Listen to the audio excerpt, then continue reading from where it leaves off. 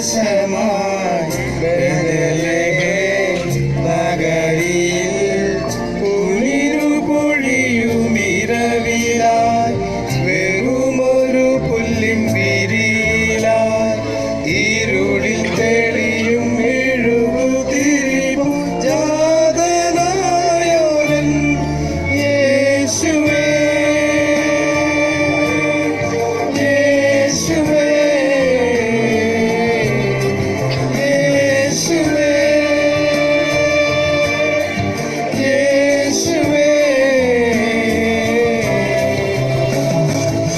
യെരൂശലേം നായക അബലത്തൻ